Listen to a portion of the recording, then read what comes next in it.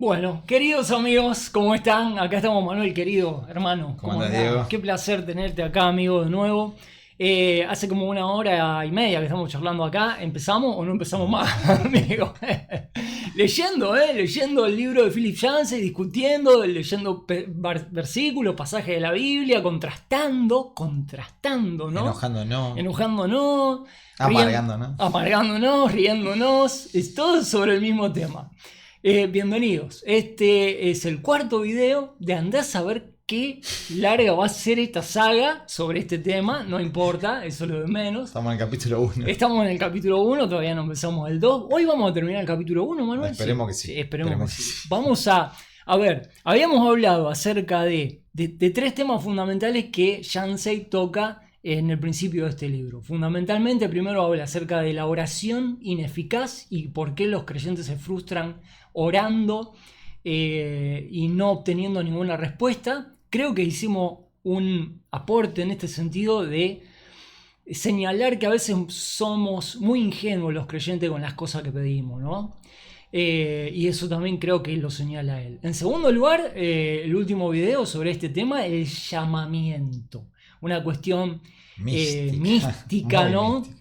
Que se desarrolla por allá en la época de la Reforma, ¿no? Con unas tendencias extravagantes ya en el siglo XVIII, un lema de incentivación, ¿no? El tema del llamamiento, unos errores. Bueno, yo creo que ahí ya entramos en los errores doctrinales, sí, ¿no? El tema con el llamamiento, ¿no? Sí, tremendo. Porque es como que los creyentes, si no están llamados por una voz mística que resuena en tu corazón, no están legitimados para la obra. Sí, aparte, creo que lo dijimos, pero así como en síntesis, parece que hubiera diferentes categorías de creyentes. Están los creyentes comunes, entre comillas, y los llamados al ministerio, es decir, una gente especial, se ve que tiene un poquito más del Espíritu Santo, han recibido otra dosis que el resto no. Una locura porque la Biblia no dice nada de eso en absoluto, y bueno, grandes predicadores cayeron en esa trampa. Es una ideología. Nosotros hemos caído en esa trampa. Recibimos esa doctrina. Pero es verdad.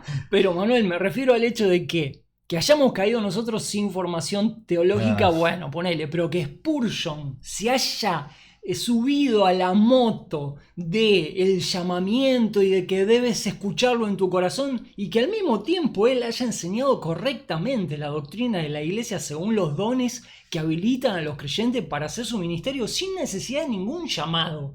Es una contradicción que se le puede marcar a Spurgeon como a los grandes misioneros del siglo XVIII, XIX, etc.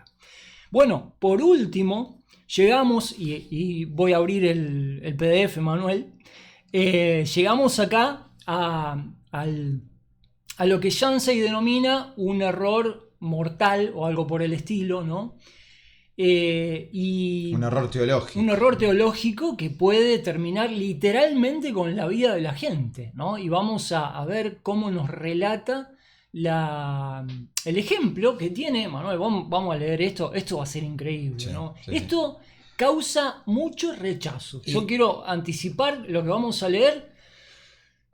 Causa un rechazo terrible escuchar que en iglesias de raíz bautista, Bautista del Sur, Y estaba pensando justamente, bueno, de todos los videos que hicimos, este es el más fuerte, donde nos metemos en un tema muy serio, muy delicado, y que estoy seguro que en diferentes grados muchas personas que escuchan este video se van a sentir identificadas porque han vivido situaciones así, seguramente en las iglesias estuvieron, de abuso, de manipulación extrema, de manipulación psicológica.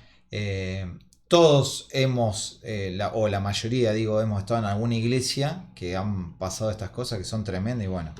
Abuso de autoridad, etcétera, etcétera. Horrible, ¿no? horrible. Terrible. Lejos de la Biblia. Totalmente. Y bueno, y Yancey se va a meter en una iglesia en la cual vamos a leer lo que estaba pasando. Una historia conocida de la cual vamos a dar algunos detalles bien concretos y objetivos, porque forma parte de la historia reciente del mundo evangélico norteamericano, más que nada, ¿no? Pero yo creo que estas cosas han pasado en la mayoría de los países.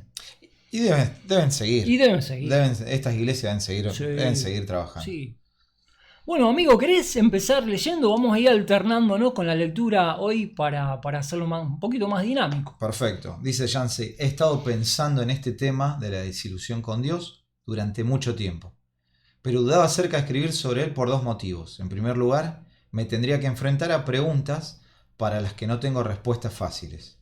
En realidad, es posible que no tenga respuesta alguna. Y en segundo lugar, no quería escribir un libro que al centrarse en los fallos enfriara la fe de alguien, y es lo mismo que dijimos el otro día con Diego. No queremos que con estas críticas que nosotros hacemos a la cristiandad, a las iglesias como institución, la gente deje de confiar en Dios, sino todo lo contrario, salga de ese misticismo religioso y que su fe crezca, y deje de vivir en esas burbujas falsas que nos vende la religión. Que produce frustración. Y te termina alejando. Y te termina alejando, que es el tema por el cual Yancey escribe este libro, viendo tanta gente siguiendo un patrón de pensamiento que no es del todo bíblico y que termina siendo unos desastres como lo que vamos a leer ahora. Pero para poder llevarte a eso, primero te tenemos que inyectar el veneno, es decir, todo lo malo que hay detrás de eso para que puedas salir, no es al revés, esto no es que arranca de positivo a negativo, esto arranca de negativo a positivo. Exacto. Sé que algunos cristianos rechazarían las palabras de desilusión con Dios desde el principio. Ellos afirman que una idea así es totalmente errónea. Jesús promete que con una fe del tamaño de un grano de mostaza podríamos mover montañas. Que todo puede suceder si 2 o 3 se reúnen a orar. La vida cristiana es una vida de victoria y triunfo. Dios nos quiere felices, saludables y prósperos. Y cualquier otra situación indica falta de fe. Y esto lo vas a escuchar en cualquier iglesia. De hecho, hay una frase que me quedó impactada. Una hermana una vez me dijo ¿cómo un hijo del rey va a padecer necesidad? O sea, un hijo del rey. Un hijo del rey. Un hijo del rey. O sea, un hijo del rey no puede padecer hambre. Habría que recordarle que no estamos en el reino. Pero lamentablemente la mayoría de los creyentes cree que estamos en el reino. El reino todavía no llegó porque Cristo no llegó para reinar. Y habría que borrar la historia de los discípulos y de Pablo y de Jesús. Habría que borrarla. Habría que borrar la historia de millones de creyentes que sufren y sufrieron, ¿no? Claro, no, capaz que es un evangelio de este lado, porque de África se ve que no, es otra doctrina, debe cambiar de aquel lado. Durante una visita que le hizo un grupo de personas, y acá viene esta historia terrible, que creen exactamente en esto, tomé por fin la decisión de escribir este libro. Estaba investigando el tema de la sanidad física para una revista, y la investigación me llevó a una iglesia cuyo centro se halla en la zona rural de Indiana.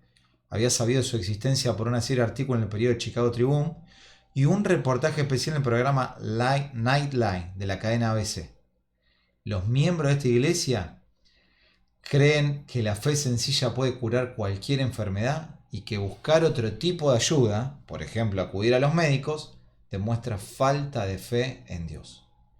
Los artículos del periódico hablaban de padres que habían visto impotentes cómo sus hijos perdían la batalla contra la meningitis, la pulmonía o un virus gripal común, enfermedades que se habrían podido tratar con facilidad. En un mapa de los Estados Unidos, un artista del periódico había dibujado pequeñas lápidas para marcar los lugares donde algunas personas murieron después de rechazar el tratamiento médico, siguiendo las enseñanzas de esa iglesia. Dios mío. Había un total de 52 lápidas. Según los reportajes, las mujeres embarazadas de aquella iglesia morían al dar a luz en una proporción 8 veces superior al promedio nacional. Y los niños pequeños tenían el triple de posibilidades de morir. Sin embargo, la iglesia estaba creciendo. La iglesia estaba creciendo, a pesar de todo. Y había establecido obras en 19 estados de los Estados Unidos y 5 países del extranjero. Yo lo confirmé. Esos datos los quería ver y los busqué y sí, estaban. Visité la iglesia madre de Indiana en un caluroso día de agosto. Yancey tuvo que ir, Dijo, claro, tenía que escribir un artículo sobre la fe de estos creyentes y fue directamente a Indiana. Esto me hace acordar un poquito porque vemos que los datos no son favorables para la iglesia. De hecho, vemos que todo lo que están haciendo está perjudicando la vida de la gente, pero la iglesia crece. La iglesia crece. Esto me hace acordar como a la iglesia universal ahora, que se llena, pero es evidente que roban y están las pruebas y sin embargo la gente sigue llena. La gente quiere ese misticismo, necesitamos eso, es como... Lo critico, pero a su vez lo digo con un pesar. Todos en el fondo queremos eso. Todos en el fondo queremos esa fórmula mágica de que si yo hago A, B, Dios me va a dar C. Si yo voy a la iglesia, diezmo, Dios me va a dar. Si yo oro, Dios me protege. En el fondo todos quisiéramos que eso suceda, que la vida sea así. Pero no es así. Y Dios no lo prometió. No, exacto, ese es el punto. Y ¿por qué todos estamos de acuerdo con ese razonamiento? De que si seguimos una secuencia, ¿no?, lógica del punto A, vamos a llegar al punto B. ¿Por qué? Porque es una lógica simplista, ¿no?, que nos gustaría que cierre también dentro del campo espiritual, por decirlo de alguna manera, pero hemos visto, si somos sinceros y no nos cegamos, digamos, porque si no nos podemos poner, ¿no?, las anteojeras como le ponen a los caballos y listo, y seguís. Sí, hasta que un día te la da. Hasta que te la pones seguro, te la pones contra un muro, seguro, ¿no? Pero hay gente que entra en ese relato y no vuelve. Hay gente que no vuelve de eso, que entra y queda cautivo dentro de esa lucha por imponer una serie de cuestiones, digamos, matemáticas o de fórmula, incluso místicas, que tienen que funcionar, e incluso cuando las cosas, es lo que dijiste vos, Manuel, recién, todo iba en contra de la forma de pensar de esta iglesia, y sin embargo la gente seguía asistiendo y seguía creciendo. Esto habla de una condición mental propia del ser humano, que está propenso, esa es la palabra, ¿no? Propenso a buscar esa fábula y ese camino simplista. Y yo lo que digo es, ¿hasta qué punto estas cosas no están presentes en nuestra vida? Porque, a ver, que uno diga, yo no estoy de acuerdo con tal secta que no permite tomar Coca-Cola, café, transfusiones de sangre, etc. Estamos de acuerdo. A ver, no hay que ser muy inteligente para no estar de acuerdo.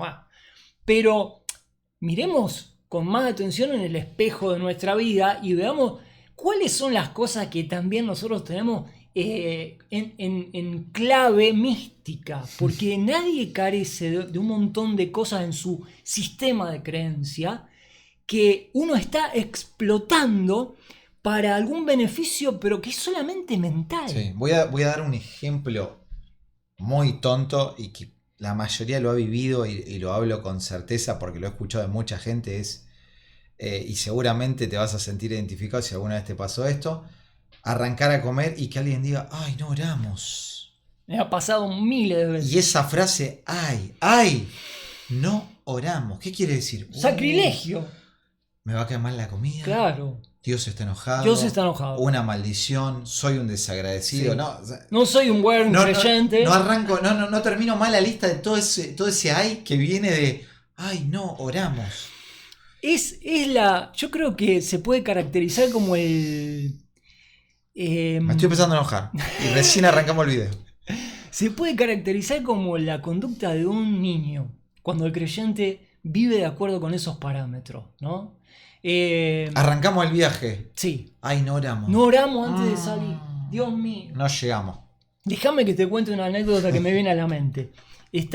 Cuando estaba pastoreando, estaba una tarde y se presenta alguien del gobierno nacional o del gobierno provincial con su credencial y todo lo demás. Venía a hacer un censo y quería hablar con el pastor de la iglesia. Bueno, nos entrevistamos. Vamos a una oficinita que tenemos ahí. Me siento con el hombre. Nos sentamos, estábamos en la parte del archivo, en la oficinita donde estaba el archivo, y me mira, ¿no? Y me dice, ¿no va a orar, pastor, antes de tener la charla? Yo lo miré como diciendo, porque yo ya había salido de la mística, ¿viste? Pero yo entendí. Porque me había dicho que él estaba acreditado por el gobierno para visitar las iglesias. Y se ve que ya sabía, ¿no?, cómo era la rutina. Ya estaba re envenenado. Y claro, me puso entre la espada y la pared, ¿viste? Porque se ve que siempre lo frenaban y decían, no, pará. Primero hay que orar. Y a mí me salió otra cosa. Traté de ser sincero, porque yo ya me había exiliado del mundo místico. Ya estaba quemado. Sí, ya estaba quemado. Y le dije, me acuerdo que le dije más o menos esto, le dije, cuando Dios tiene hijos chicos, Dios entiende que los hijos se la pasan pidiéndole cosas y llamándolo y orando todo el tiempo. Pero cuando los hijos ya somos maduritos, no estamos llamando a Dios por cualquier cosa. Y el tipo me miró como diciendo, mirá vos, esta no la tenía. Pero yo ya estaba harto, yo se lo dije desde la madurez, ¿viste? Yo ya estaba harto de orar por todo. No, amigo, le digo, salí ese cobarde, ¿qué necesitas? ¿Archivos? Te los paso. ¿Qué tiene que ver la oración con esto? Bueno, en fin. Tengo la última me acordé, no, cortita. Por favor. También, un ejemplo, una reunión. Teníamos que ir a una reunión a un lugar y uno de los hermanos dice, ay, no me traje la corbata. Listo, lo dejo ahí, ya está. Déjalo ahí, ya está. Bueno, había una época en la que siglo 4, siglo 5, siglo 6, Manuel, si el sacerdote no estaba vestido de su túnica, no podía ejercer su sagrado oficio. ¿Vos fijás? Bueno, la Iglesia Católica lo sigue practicando. Bueno, ¿sí? Claro, viene de ahí, ¿no? Sí. Bueno, pero estamos en algo mucho peor, en el caso de este que estamos leyendo. ¿Sigo leyendo un poquito? Dale, amigo, sí. ¿Dónde quedamos? Acá, visité la Iglesia Madre. Ahí está, la Iglesia Madre de Indiana.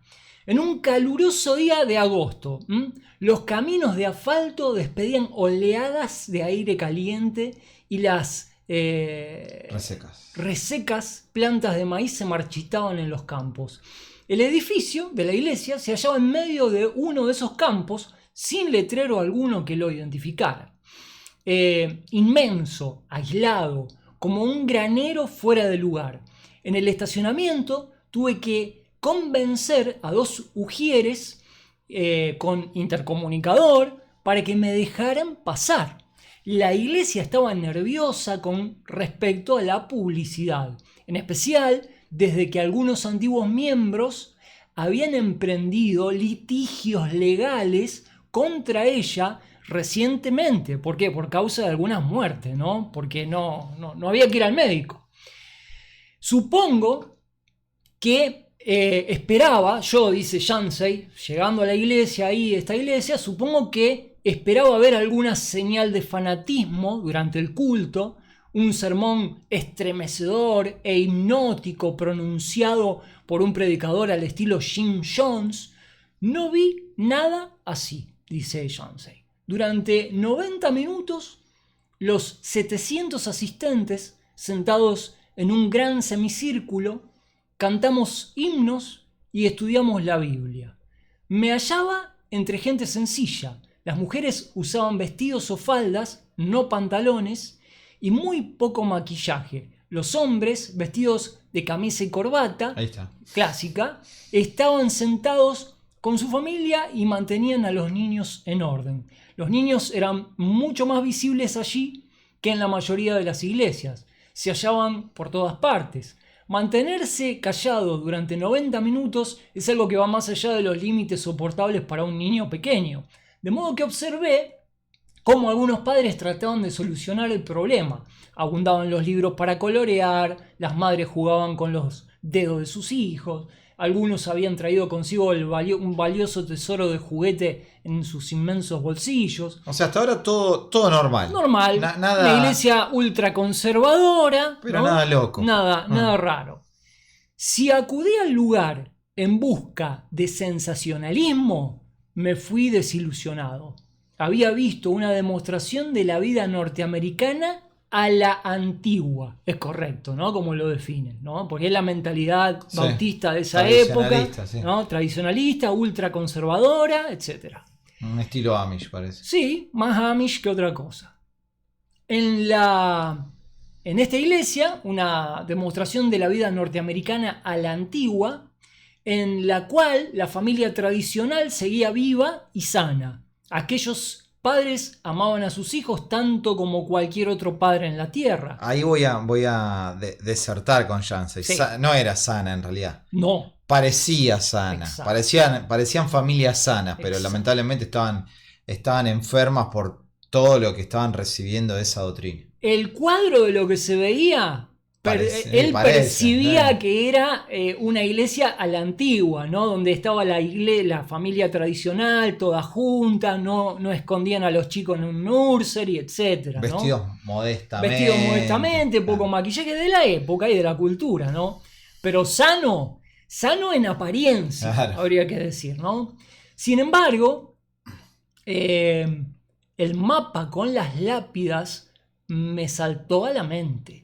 Algunos de estos mismos padres se habían sentado junto al lecho donde agonizaban sus hijos sin hacer nada.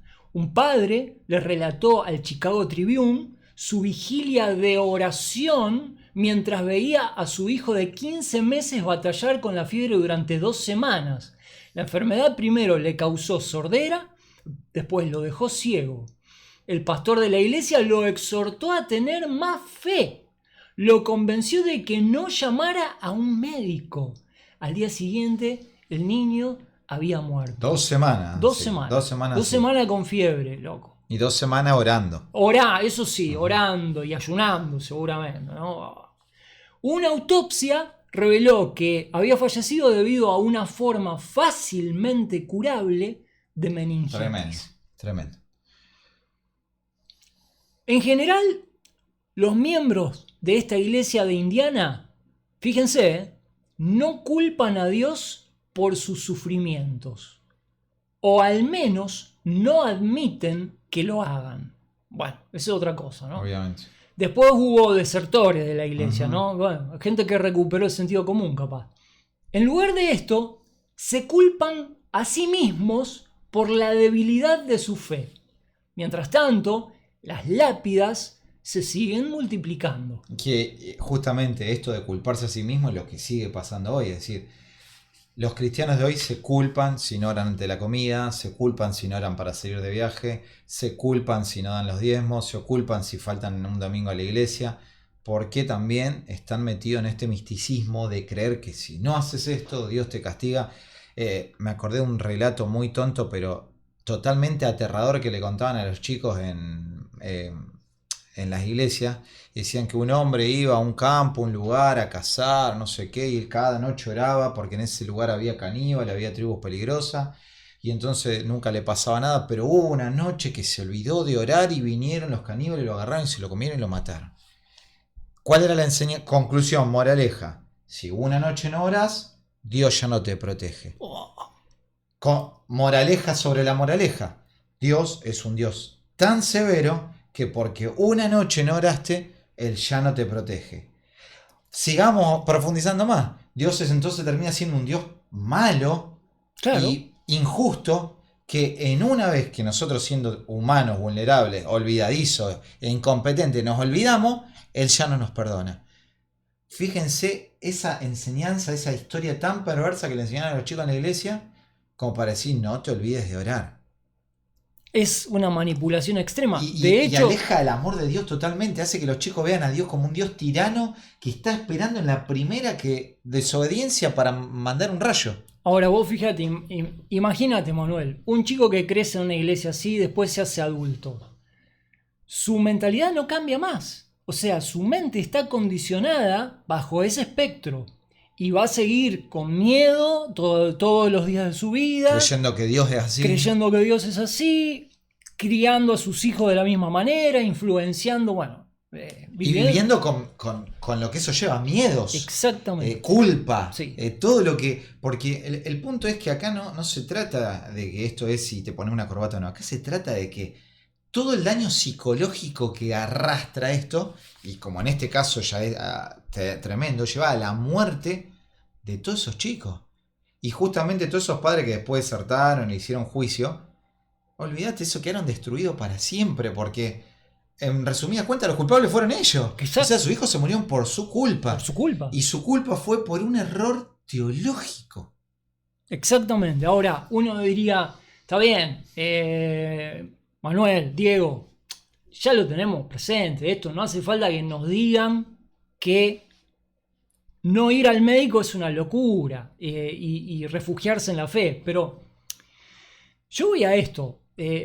Está sobreentendido. Estamos leyendo algunos ejemplos extremos. Pero lo que digo es, ¿por qué si creemos que somos tan sanos como cristianos, ¿no? Como cristianos en este mundo, si creemos que somos tan sanos y estamos tan alejados de esos errores, ¿por qué el mundo no quiere saber nada con los creyentes, con la iglesia, con el movimiento evangélico? ¿Por qué? ¿Y por qué el mundo es tan claro a la hora de criticar a los creyentes que viven en un mundo de fantasía, en una burbuja, en una sociedad aparte, en una cultura paralela? Sí, con toda la razón del mundo nos pueden criticar, sí. Quiere decir, no es necesario que lleguemos al extremo que llegaron estos, pero evidentemente hay un montón de otras cosas que hay que corregir por las cuales el mundo está percibiendo que nuestra vida como creyente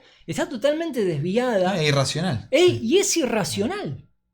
Y a mí me gustaría invitar a que cada uno piense en eso que le preocupa, ¿no? En eso que le preocupa de su propia vida, que ve que no le cierra, ¿no? Como para empezar por algún lado.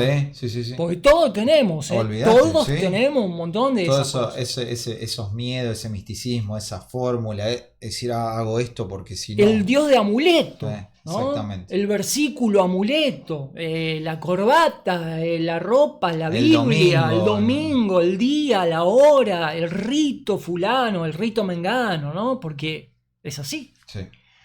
Ese tremendo ahí. Salí de aquel... ¿querés seguir? Dale, salí de aquel culto de domingo con la profunda convicción de que aquello que pensemos y creamos acerca de Dios importa. Importa tanto, importa de veras, tanto como lo que más importante sea en nuestra vida. Aquellas personas no eran ogros ni asesinos de niños. Con todo, varias docenas de sus hijos habían muerto debido a lo que considero un error teológico. Absolutamente. Por aquellas personas tan sinceras de Indiana y por la gente que me había escrito haciéndose preguntas, me decidí a enfrentarme con cuestiones de las que me siento profundamente tentado hoy. Sí, uno quiere huir de este tipo de planteos, ¿no? ¿Por qué ustedes hacen esto? ¿Por qué ustedes hacen esto? Claro, todos queremos huir de estos planteos. Así surgió este libro de teología. No es un libro técnico en ningún sentido, sino un libro acerca de la naturaleza de Dios y de por qué algunas veces Él actúa de maneras que nos dejan perplejos, mientras que otras veces no hace nada. No debemos atrevernos a confinar la teología a las discusiones del seminario, donde los profesores y estudiantes se dedican a juegos mentales. Esto es algo que nos afecta a todos. Algunas personas pierden su fe debido a una fuerte sensación de desilusión con Dios. Esperan que Él actúe de una cierta forma y Dios los hace quedar mal. Hace quedar mal, entre comillas, ¿no? Otras quizás no pierdan la fe, pero también pasan por una cierta desilusión. Creen que Dios va a intervenir. Oran pidiendo un milagro, pero sus oraciones quedan sin respuesta. Por lo menos en 52 casos le ha sucedido así a aquella iglesia de Indiana. Dios mío.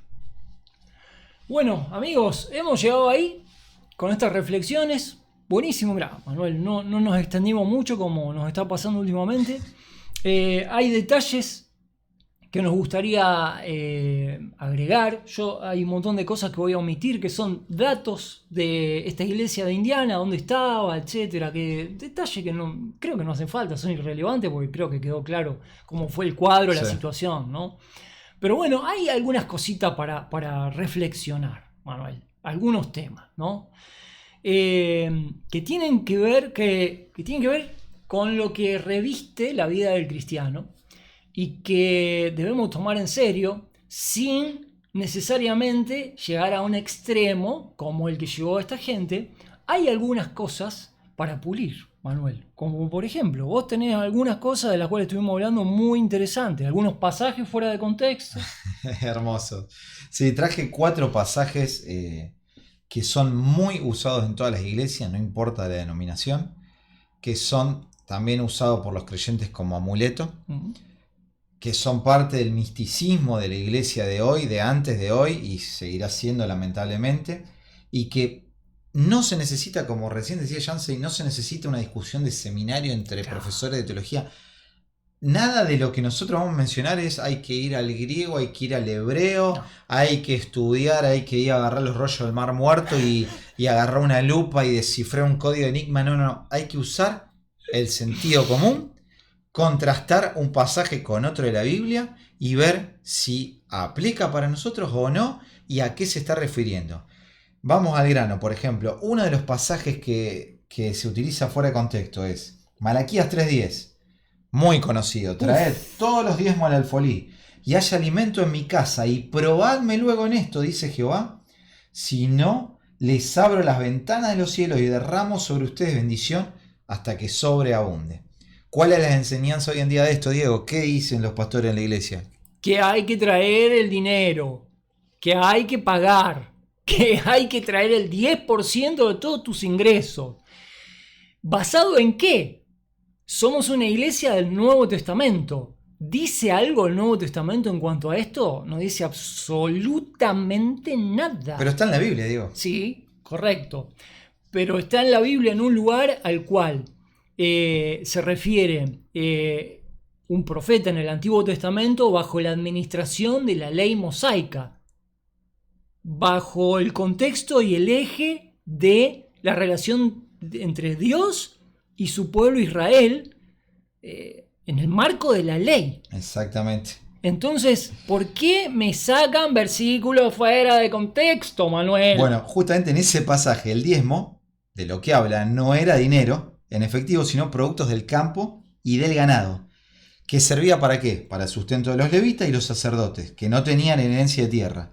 Y también para ayudar a los pueblos extranjeros. Entonces, lo que realmente denuncia el profeta Malaquías ahí es a un pueblo que estaba descuidando el templo, claro, a los líderes religiosos corruptos que ofrecían sacrificios defectuosos, exacto, y a israelitas que retenían lo que la ley le mandaba a entregar para sostener el culto y ayudar a los necesitados. Es decir, los israelitas se olvidaban de que Dios les dijo, acuérdense de los extranjeros, ustedes fueron extranjeros, ayuden a las viudas, porque en una sociedad como esa tan machista, donde la mujer no valía nada, una viuda quedaba en la miseria total. No se olviden las viudas, los niños, los huérfanos, eran toda gente totalmente desamparada. Entonces, puntualmente esos mandatos de traigan los diezmos era para sostener a todas esas personas. Cuestión que la iglesia no hace. La iglesia no convoca diezmos para sostener a la viuda, a los huérfanos y a los levitas. No tiene nada que ver. Manuel, había una legislación en la nación de Israel que obligaba a todos los israelitas, vuelvo a repetir la palabra clave acá es una legislación, era la ley. Sí, como una ley que nosotros tenemos ahora acá en Argentina. Es como la ley nacional acá, donde vos tenés que pagar impuestos.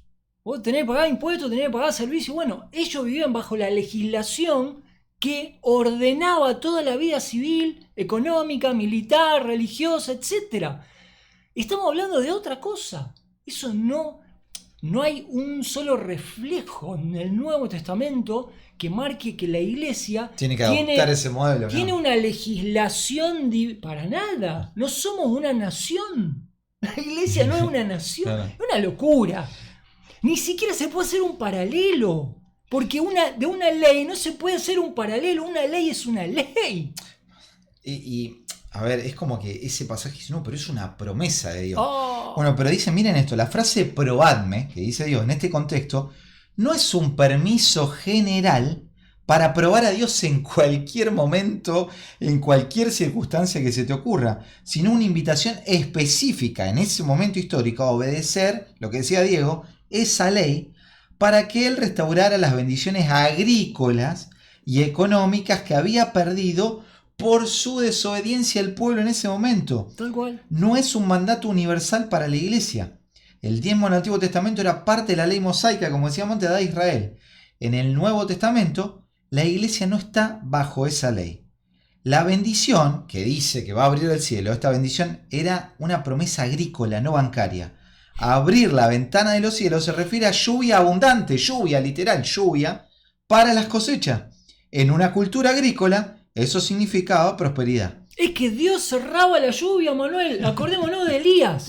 Claro, exactamente. A ver, Dios le decía a los israelitas, si no obedecen la ley, les voy a cerrar el cielo, no va a llover, se van a morir de hambre. Esto no tiene paralelo con la iglesia ni con ningún otro tiempo de la historia de la humanidad. Está hablando de una situación injusta que se está siendo denunciada justamente por lo que hacía el pueblo. Abandonar a las viudas, a los huérfanos, al extranjero. No hay paralelo con la iglesia. En el Nuevo Testamento lo único que encontramos, por ejemplo, en 2 Corintios dice dar de manera voluntaria, generosa y alegre. Dice en 1 Timoteo compartir con los necesitados.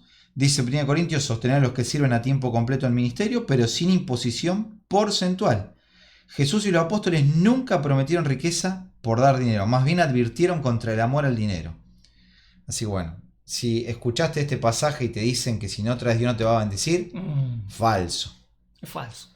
Otro pasaje, 1 Samuel 24:6, Diego. David está siendo perseguido por Saúl. Saúl entra a la cueva y lo tiene regalado ahí David para matarlo. Y su hombre le dicen aprovechá y matalo, ahí lo tenés. Matalo. Y entonces el que dice, ¿vieron el contexto? Guerra, perseguido, un rey persiguiendo al futuro rey. No sé qué tiene que ver con la iglesia, pero ustedes vayan pensando. El Señor me guarde, dice David, de hacer tal cosa contra mi rey, el ungido del Señor, de extender contra él mi mano, porque es el ungido del Señor. De este pasaje seguramente has escuchado, y si no te cuento, algunas iglesias dicen que los líderes de la iglesia, sobre todo los pastores, o en algunas iglesias profetas o apóstoles, son ungidos del Señor. Por lo tanto, moraleja de esto, no se puede maldecir al ungido del Señor, no se puede estar en desacuerdo, no se puede levantar, no se puede oponer, porque están ungidos. ¿Cómo Dios me haga que yo vaya y le diga al pastor, estoy en desacuerdo con usted, porque usted es el ungido del Señor? Así se usa este pasaje. Digo, ¿qué tiene que ver con un pastor en la iglesia? No tiene absolutamente nada que ver. De hecho, no se usa la palabra ungido en el Nuevo Testamento para designar a ningún líder. Los ungidos en el Nuevo Testamento somos todos los que hemos sido bautizados por el Espíritu Santo en un cuerpo que es el cuerpo de Cristo, su iglesia.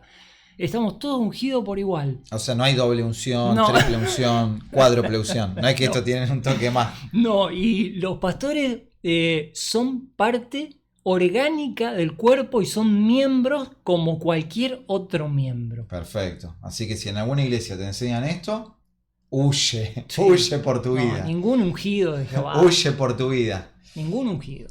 Salmo 91:7. Vamos, 4 pasajes, digo, tenemos. Hay decenas. Salmo directamente podríamos agarrar casi los 150. Casi cada salmo. Pero miren este, Salmo 91:7. Dice David, caerán a tu lado 1000 y 10.000 a tu derecha o a tu diestra, mas a ti no llegará. ¿Cómo se usa esto? Es una supuesta promesa de que si vos sos un creyente, que amás a Dios, que vivís en comunión con el Señor, nada malo te va a pasar. ¿Es así, Diego? Yo creo que podríamos citar decenas de casos y de pasajes del Nuevo Testamento que refutan esto y la realidad también lo refuta. La realidad no resiste esto. Y la vida del apóstol Pablo, la vida de los creyentes, no resiste esto. Esto es un mito. De hecho, hay un par de pasajes que busqué. Uno me encanta, que dice el apóstol Pablo, dice a Timoteo, los que quieran vivir piadosamente en Cristo Jesús padecerán persecución. 2 Timoteo 3:12. Y en Hebreos también tenemos un pasaje largo, en Hebreos capítulo 11, que nos dice, esto como una ilustración de la cantidad de pasajes que refutan esa visión extrema de aislar un versículo fuera del contexto de la Biblia y decir, bueno, esto es una fórmula, ¿no? Dice Hebreos, por ejemplo, hablando de los famosos héroes de la fe que no figuran, tampoco como subtítulo figura eso en la Biblia, acá no hay héroes, acá son todos creyentes, ¿no?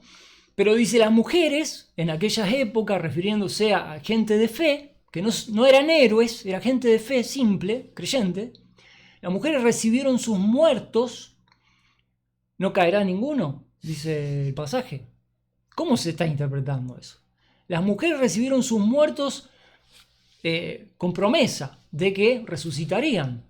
mas otros fueron torturados, no aceptando rescate a fin de obtener mejor resurrección.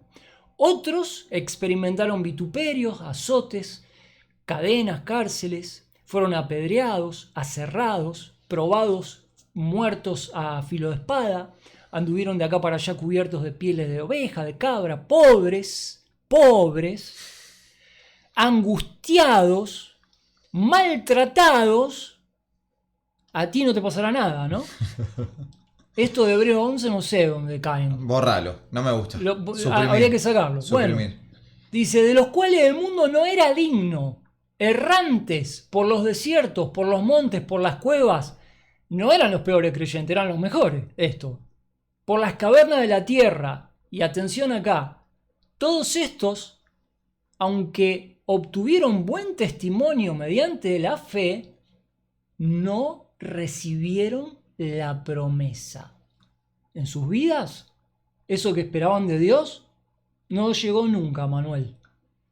Proveyendo Dios alguna cosa mejor para nosotros, para que no fuesen ellos perfeccionados sin nosotros. De esto se podría hablar un rato largo. Pero la cosa es que esta gente tuvo buen testimonio, sufrió un montón, fueron pobres, fueron perseguidos, fueron masacrados y no recibieron la promesa. Los héroes de la fe de Hebreos 11. ¿Qué me contás? Y vivieron y no pudieron ver esto de que cayeron a su diestra 1000 y a su 10.000, no les pasó nada de esto. Entonces, ¿el punto cuál es? ¿David está mintiendo? No.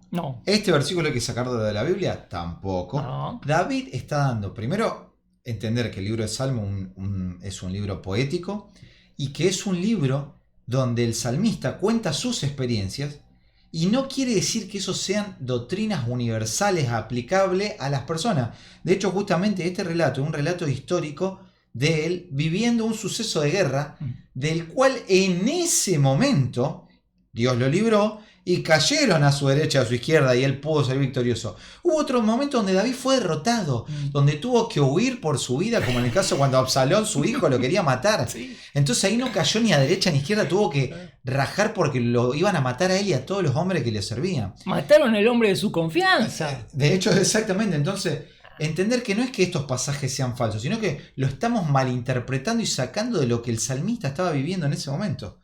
Tenemos otro salmo, y ya con este terminamos, digo, Salmo 37:25, y justo vos leíste algo ahí tremendo que decía pobres, ¿no?